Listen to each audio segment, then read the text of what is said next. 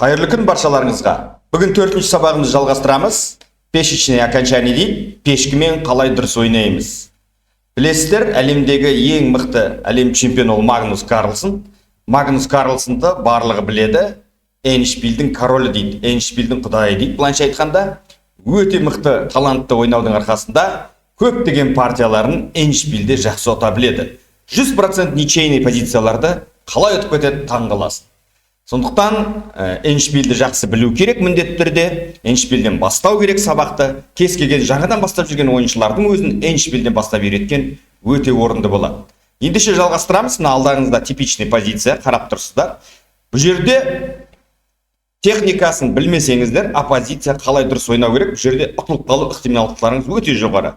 Көп жағдайда Эндшпильдер теңде-тең болып жатады. Гроссмейстерлердің арасында, немесе жоғары деңгейдегі ойыншылардың арасында ладейный Эндшпильдер бірінші орын алады. Ұтылып атса да екі пешкі, бір пешкі ұтылып атса да көп жағдайда ничья болады. Ал пешкілерде де сондай жағдайлар кездесіп жатады. Енді қараңыздар, бұл жерде қалай ойнау керек, негізгі шарты. Сіздер ойлау мүмкінсіздер, мына жерде мен корольмен былай келем, мына жерге дейін.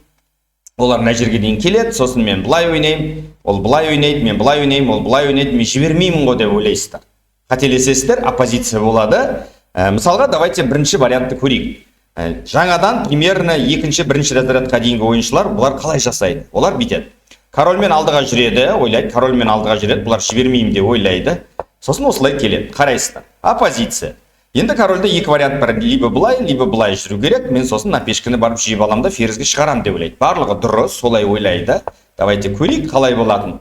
Сіз бардыңыз, пешкіні жедіңіз, мысалы корольді алып кеттіңіз, шақ болмайтындай жерге. Оларда мына жерге қоюға шақпен шықпайтындай мына жерге бір жерге қойды дейді. И көрейік қалай болатын позиция. Міне осылай жүрдіңіз, ферзь шықтыңыз, олар ферзь шықтыңыз. Енді бұл жерде бір ферзь ұтып алатындай мүмкіндік жоқ. Сондықтан 100% тең аяқталатын ойын. Көрдіңіздер, иә? Барлығы осылай ойлайды, типичный вариант. Я осылай негізгі вариант осылай. Міне осы жерде қалай ұтуға болады?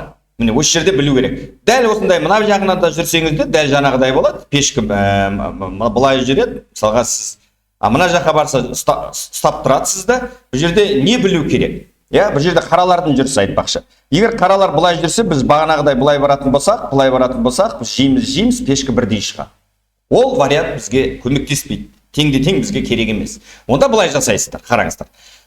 Енді қаралар жаңағыдай былай жүрген кезде былай ойнаудың қажеті жоқ. Бұл жерде оппозиция техникасын қолданамыз. Корольмен былай жүресіздер, корольмен корольді қарама-қарсы ұстаймыз. Егер король былай баратын болса, цуп-цуанг арқылы, осылай оппозиция арқылы, корольді қысу арқылы мына пешкісін жеп аламыз. Бірақ осыны жегеннен кейін мына пешкіні тастай саламыз да, мына пешкіге барамыз, сосын оңай оппозиция арқылы ферзьге шығарамыз. Енді оны көрсетпей-ақ қояйын.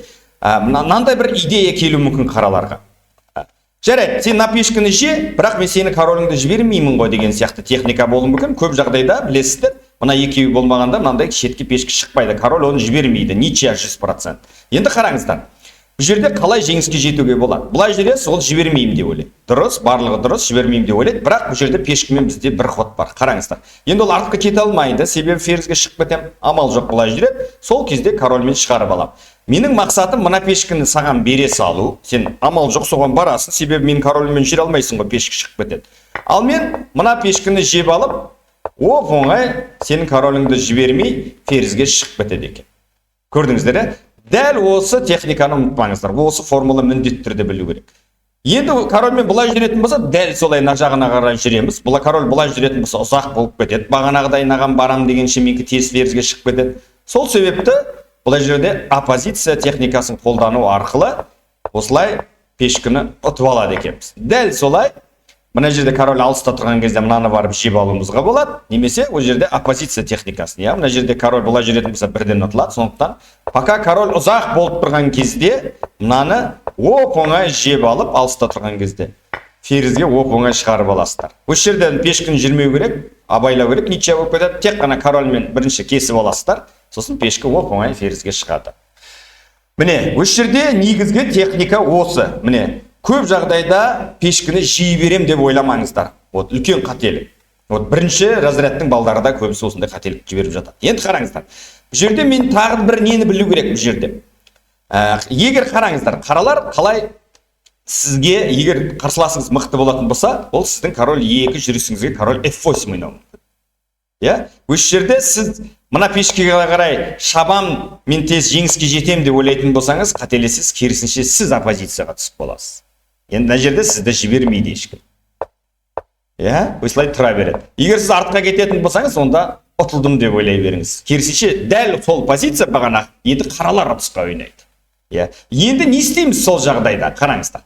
Абайлау керек. Олар енді бірден алдыға қарай жүрген жоқ. Алдыға жүрсе, олар оппозицияға түсіп қалады да, сіздерден ұтылып қалады. Енді қараңыздар, олар король F8 ойнаған кезде біз не істеуіміз керек? Біз король D3 ойнауымыз керек. Неге король D3? Енді король E3 ойнасаң, оған қарама-қарсы біздің оппозициямен ұстап алады. Енді олар бүйтіп ойнайтын болса, осы жерде не істейміз? Осы жерде бір ережені білу керек. Өйстіп ойнайтын болса, оппозиция техникасын қалай қолданамыз? Король E3 ойнаймыз біз. Міне, көрдіңіз, алдыға бірден жүрмейміз, оларды күтеміз. Енді оларда шанс жоқ. Олар егер бұлай ойнайтын болса, біз наған тез ферзге кетіп қаламыз. Жоқ, мына жерден бірінші король E4 ойнап аламыз. Жоқ, так, ойланайық. Король F4 ойнаймыз. Бағанағы бірінші позицияға келеміз. Көрдіңіздер, иә? Амал жоқ, мына жаққа барса оппозиция болады, мына жаққа барса біз тез жеңіп кетеміз. Енді король алдыға жүретін болса, сол бірінші партияға келеміз, алғашқы. Көрдіңіздер, қалай қулық жасау керек.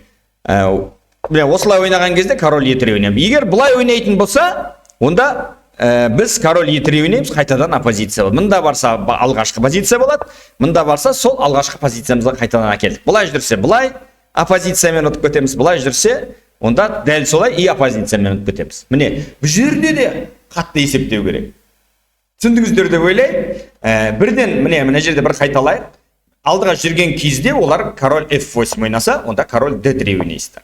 Сіздер олардың королін келген кезде бізде оппозиция күтуіміз керек. Басқаша ұта алмайсыздар, басқаша тең немесе ұтыласыздар.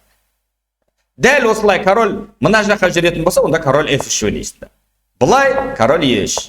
Енді бұлай ойнаса тез барамыз, бұлай ойнаса мынаған тез барамыз. Сондықтан олар амал жоқ, алдыға бір жерге ойнау керек. Қай жерге ойнаса да оппозициямен ұстап аламыз. Енді бұлай кетсе шығып кетеміз, бұлай кетсе баяғы алдыңғы көрсеткен бірінші формулалар, ережелер. Сіздерге түсінікті болды деп ойлаймын. Ең бастысы каналға жазылып лайк басуды ұмытпаңыздар. Осы видеоның менің каналымның ішінде плейлистке кірсеңіздер, пешка мен эншпиль деген бар. Сол жерде бүкіл эншпильдерді бірінші сабақтан бастап көріп жүріңіздер. Алдыда қызық болса, лайк басса, көп просмотр жинаса, осы серия сабағымызды жалғастырамыз. Бұның түрлері өте көп, пайдалы болды деп ойлаймын. Ең бастысы каналға жазылуды ұмытпа.